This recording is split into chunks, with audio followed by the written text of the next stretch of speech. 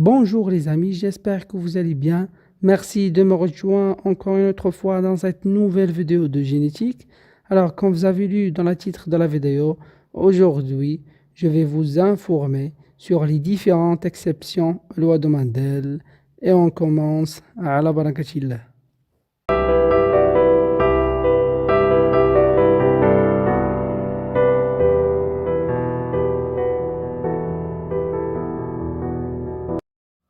Dans le départ, avant de connaître quelles sont les exceptions aux lois de Mendel, il faut connaître à la base quelles sont ces lois de Mendel. Alors, je vais passer rapidement là-dessus, puisque j'ai déjà expliqué ça dans des vidéos précédentes. Alors, M. Mendel a annoncé 3 lois. La première loi est l'uniformité de la F1. Cette loi s'intéresse à la pureté des parents et on constate que lorsqu'on croise 2 parents de race pure, on obtient une première génération F1 100% homogène et identique à l'un des 2 parents. C'est-à-dire que le caractère dominant s'exprime et le caractère récessif se cache. C'est ça la première loi de Mendel, l'uniformité de la F1. Ensuite, la deuxième loi dit la ségrégation du type 3-1. C'est-à-dire que lorsqu'on croise 2 individus hétérozygotes, on obtient une génération avec les proportions 3-1, 3 sur 4 et 1 sur 4. 3 quarts pour le caractère dominant et 1 quart pour le caractère récessif. Et vers la fin, la troisième loi s'applique dans le cas de dihybridisme. Il annonce ségrégation indépendante de type 9-3-3-1.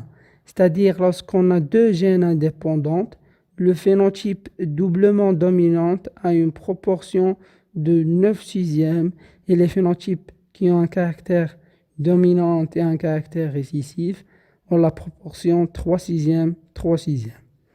Et le phénotype doublement récessif a la proportion 1 sixième. Et donc c'est ça l'énoncé de la troisième loi de Mendel. Ségrégation indépendante de type 9-3-3-1, c'est-à-dire 9 sixièmes, 3 sixièmes, 3 sixièmes et 1 sixième. J'ai déjà traité tout ça en détail dans la vidéo précédente. Je vais laisser le lien dans la première commentaire.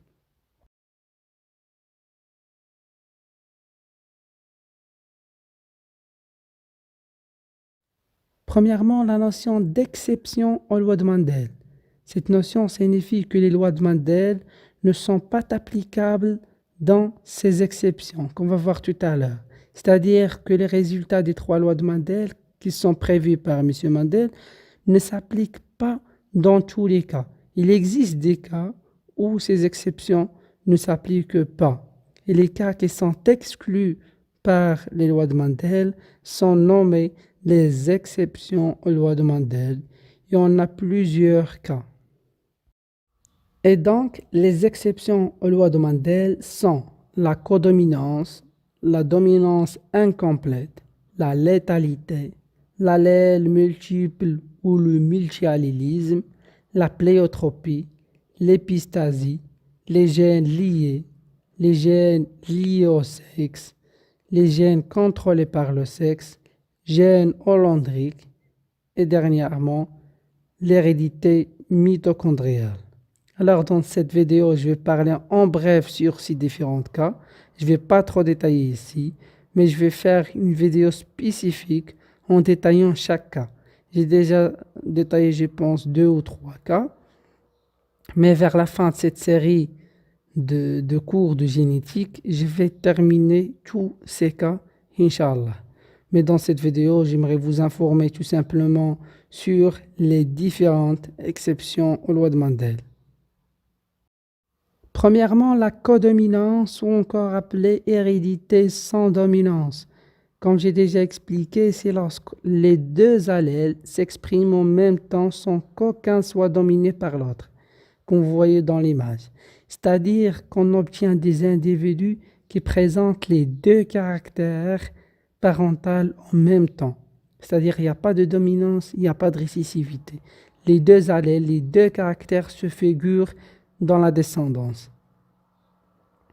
J'ai ici deux exemples. Le premier exemple s'intéresse à l'étude du caractère couleur des oiseaux. Comme vous voyez que les deux allèles responsables sur les deux couleurs s'expriment en même temps, il n'y a pas un qui domine et l'autre est récessif. Tous les deux s'expriment. Et on appelle ça la codominance ou hérédité sans dominance. Le deuxième exemple, c'est l'exemple des vaches.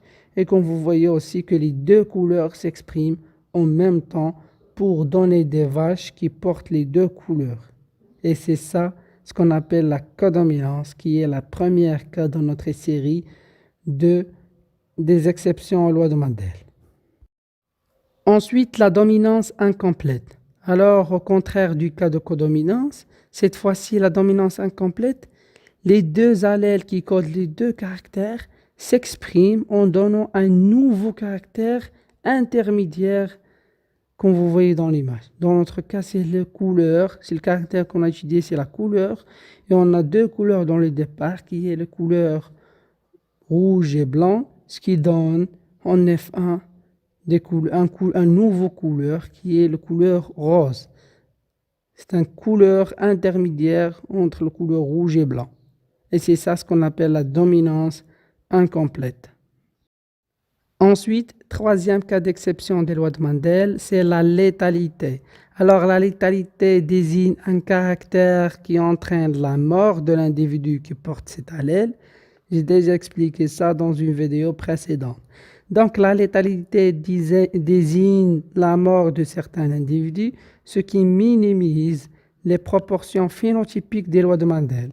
On trouve dans ces cas de létalité les proportions 2/3 et 1/3 à la place de 3/4 et 1/4 qui sont prévus par Mendel. Ensuite, le multiallélisme ou encore appelé l'allèle multiple. Alors, comme son nom l'indique, c'est-à-dire on a un seul gène qui possède ou bien qui est présenté par plusieurs allèles.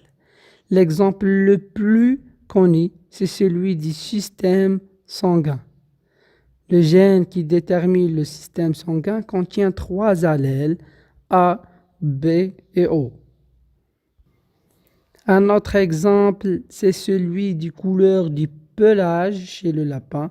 Le gène qui détermine la couleur chez le lapin est formé par, cette fois-ci, 4 allèles. Et c'est ça ce qu'on appelle le multiallélisme. Plus de 2 allèles, on parle de l'allèle multiple ou le multiallélisme.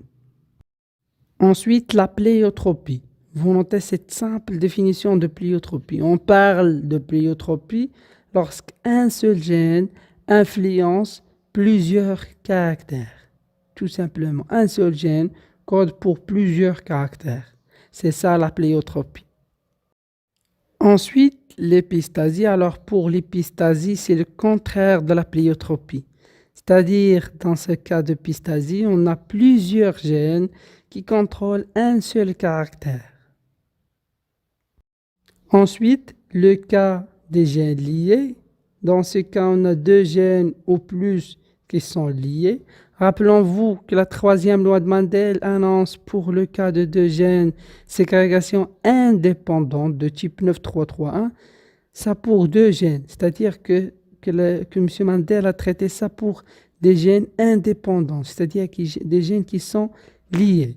Mais il existe des cas où les gènes sont liés, c'est-à-dire il va y avoir ces 2 gènes qui se localisent sur le même chromosome, qui sont côte à côte, c'est-à-dire les loci des gènes sont localisés côte à côte.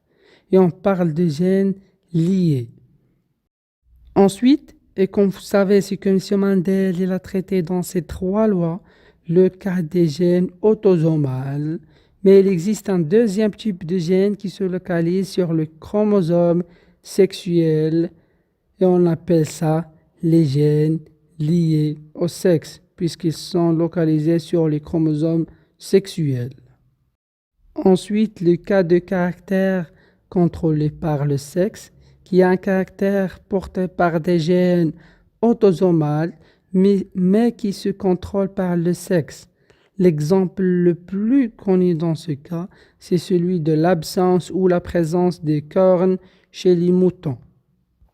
Ce caractère il est dominant chez les mâles et récessif chez les femelles.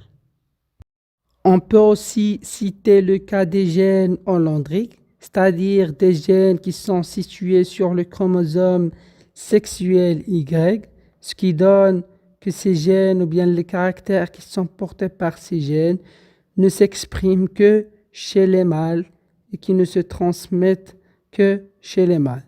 L'exemple le plus connu des gènes hollandriques, c'est celui des poils des oreilles, qu'on appelle l'hypertrichose auriculaire, qui se trouve uniquement chez les mâles.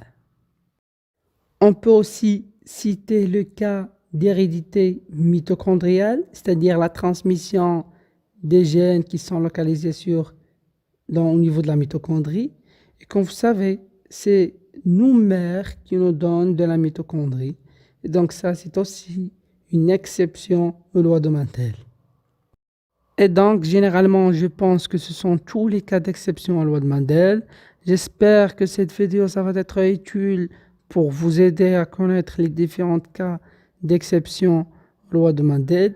Si c'était le cas, n'hésitez pas de cliquer sur like, subscribe et au revoir.